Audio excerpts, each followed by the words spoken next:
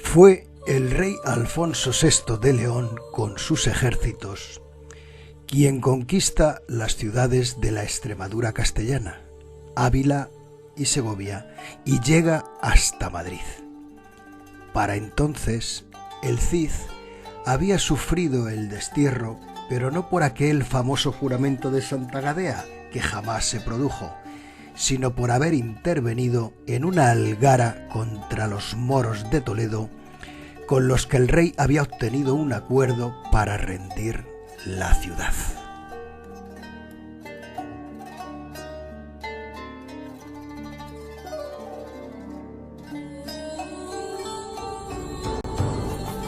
Enseguida el rey realiza un encargo importante en la ciudad de Ávila.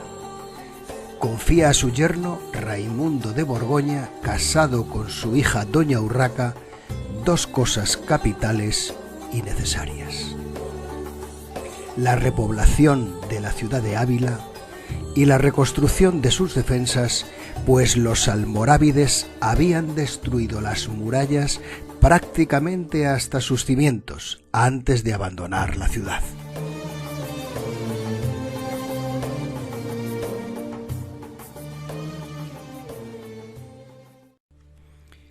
La repoblación de la ciudad era primordial para consolidar el territorio ganado a los almorávides. Se trajeron unos primeros pobladores de Covaleda en la serranía soriana y de 5 villas junto al río Najerilla en el sur de La Rioja, y de Lara junto a la cuenca de la Arlanza. En una segunda oleada vinieron familias de Estrada y de Bravezos, todos ellos infanzones e hijos dalgos de las zonas de la cornisa cantábrica, de Asturias, de Burgos y de Vizcaya.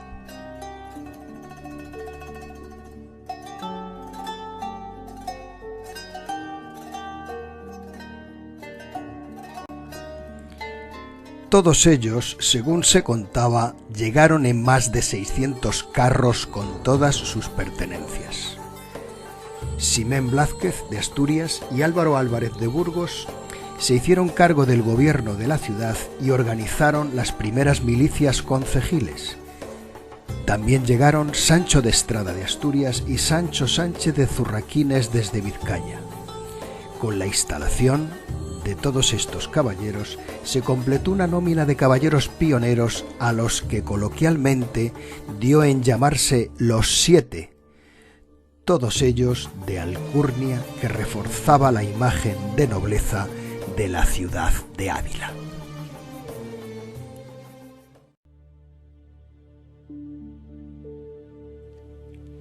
Inmediatamente se comenzó la construcción de las murallas romanas, para lo que trajeron desde Asturias al obispo don Pelayo, que puso la primera piedra un 3 de mayo del año 1090.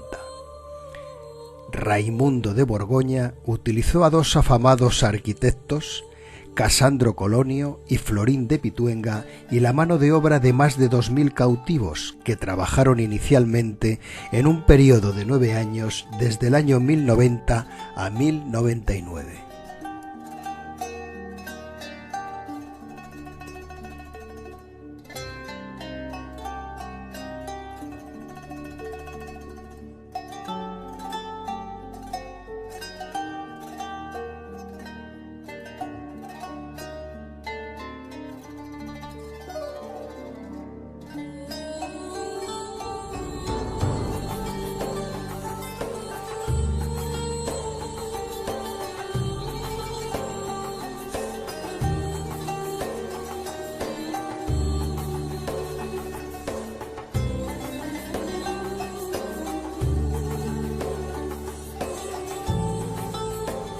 La mala salud que sufría Raimundo de Borgoña hace que caiga gravemente enfermo en Zamora y que fallezca en 1107, un año más tarde, dejando viuda a su mujer Urraca, con la que había tenido 2 hijos.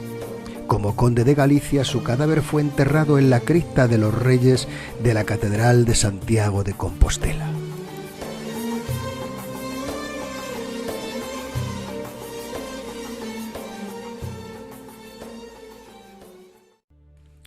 Dos años más tarde fallecería el rey en Toledo, dejando el reino sin un heredero varón y asumiendo la corona de León doña Urraca.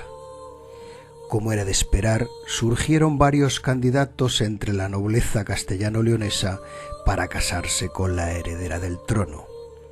Una forma de evitar estos enfrentamientos fue finalmente casarla con el rey Alfonso I de Aragón, conocido como el Batallador.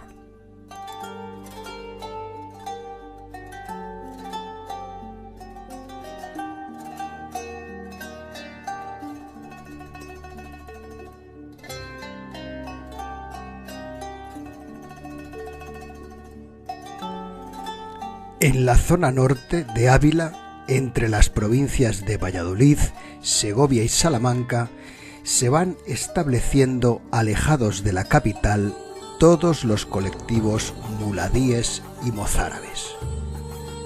A esta zona o comarca se le ha llamado siempre La Moraña. Algunos se inclinan porque el nombre viene de la maraña de pueblos que lo conforman. Sin embargo, La Moraña podría proceder del origen moro de los pueblos que allí se establecieron. La zona inspiró a Camilo José Cela para escribir su famoso Judíos, moros y cristianos, y a Lope de Vega para escribir su famosa comedia El vaquero de la Moraña. Recordemos aquellos versos del gran Fénix de los ingenios. ¡Ay, segadores de España! Vení a ver la Moraña, trigo blanco y sin argaña, que de verlo es bendición. Esta sí que es siega de vida, esta sí que es siega de flor.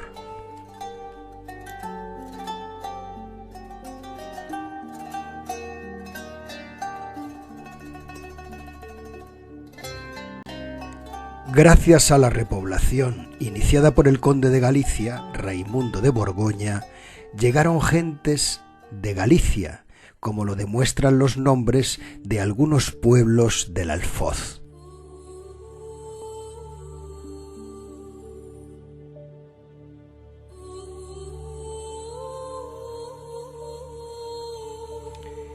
Celebrado el matrimonio de doña Urraca con Alfonso I de Aragón, hacia 1120 la zona comenzó a poblarse con población alto-aragonesa. De nuevo, el nombre de sus pueblos nos evocan el origen de sus pobladores. En la antigua iglesia del siglo XII de Berrocalejo de Aragona, hoy cementerio, encontramos signos inequívocos del románico aragonés. El ajedrezado que vemos en su puerta, junto a los rosetones, nos evocan el denominado ajedrezado jaqués, originario y singular de la Catedral de Jaca, y que posteriormente fue copiado en algunos templos románicos del Camino de Santiago. Pobladores de la zona de Aragón, concretamente de Mediana, fundan una nueva localidad junto al río Voltoya. La iglesia de Mediana, también del siglo XII, nos evoca ese singular ajedrezado de la Catedral de Jaca.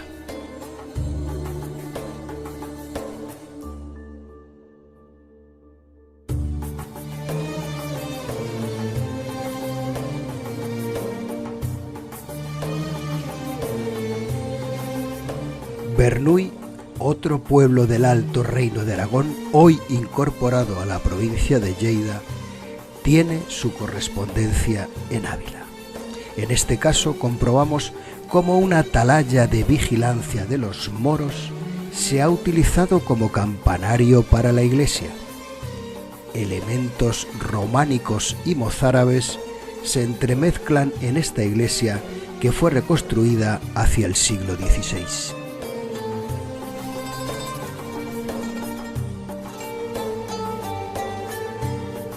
En otras localidades cercanas se utiliza directamente el nombre de la reina, Urraca, para fundar la localidad.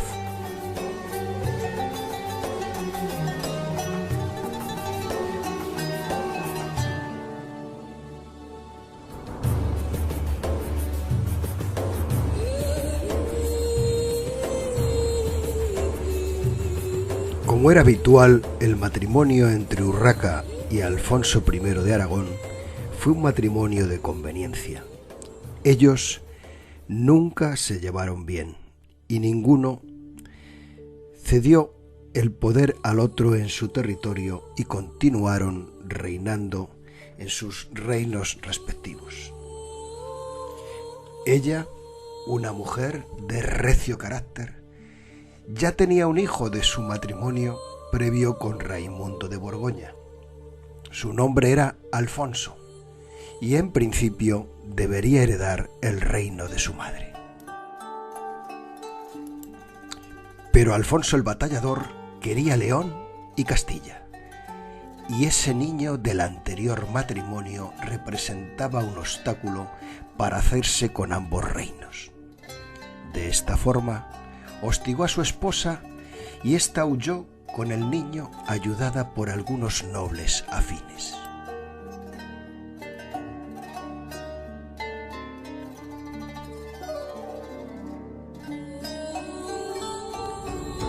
El niño, para protegerlo, es trasladado a la ciudad de Ávila, ya que sus dirigentes, encabezados por Blasco Jimeno, son partidarios de que el reino de Castilla y de León siga siendo independiente y no se anexione al reino de Aragón.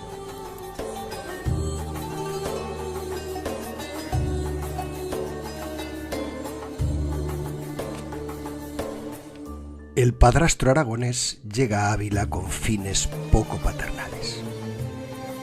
Desea apoderarse del niño que tantos quebraderos de cabeza le está ocasionando y exige que se lo entreguen. Desde el otro lado de la muralla, la respuesta es firme y clara. El niño rey se queda en Ávila.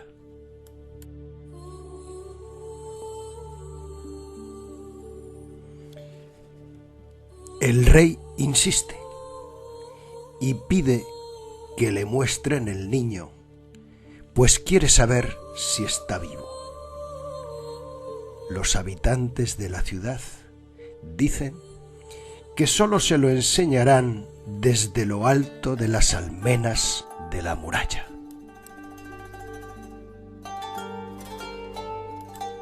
El rey Alfonso pide garantías, pues para reconocerlo debía acercarse a la muralla y podría ser atacado desde lo alto. Con tal fin solicita que le entreguen como rehenes a 70 caballeros que en caso de que él sufriera algún percance serían inmediatamente ejecutados por su ejército. Por un pequeño postigo de la zona sur salen 70 caballeros que son inmediatamente apresados, mientras que el rey se acerca al cimborrio de la catedral para comprobar que aquel niño que le enseñan desde lo alto era su hijastro y estaba vivo.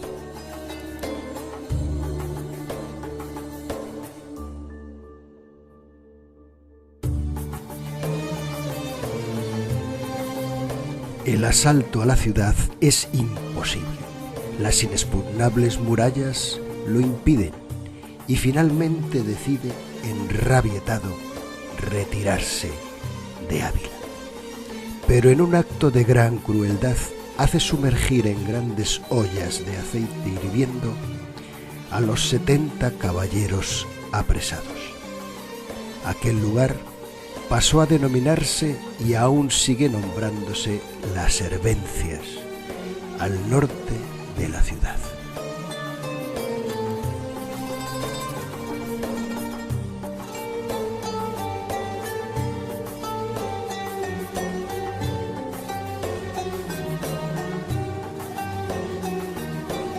Convencidos de que no podrían enfrentarse a aquel ejército en campo abierto, los de Ávila enviaron al más valeroso de los suyos. Blasco Jimeno salió con su escudero y partieron tras el monarca y su séquito que se dirigía a Zamora. Les dieron alcance en un llano entre fontiveros y cantiveros. Allí Blasco Jimeno le retó a duelo, diciéndole al rey que era malo, alevoso y perjuro. Pero el rey, indignado, mandó a los lanceros y saeteros a acribillarles y a descuartizar sus cuerpos.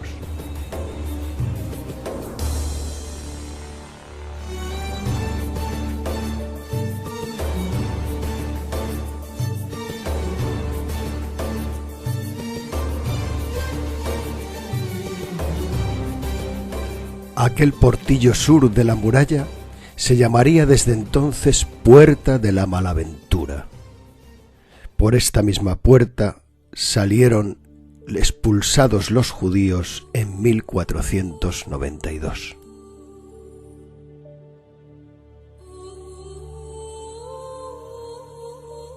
Fue así como Ávila recibió su primer título, el de Ávila del Rey, por haber protegido al futuro rey Alfonso VII de las garras de su padrastro. En el escudo siempre figurará como emblema el cimborrio de la muralla y el rey niño asomado a las almenas. Tras ellas fue protegido y finalmente pudo reinar.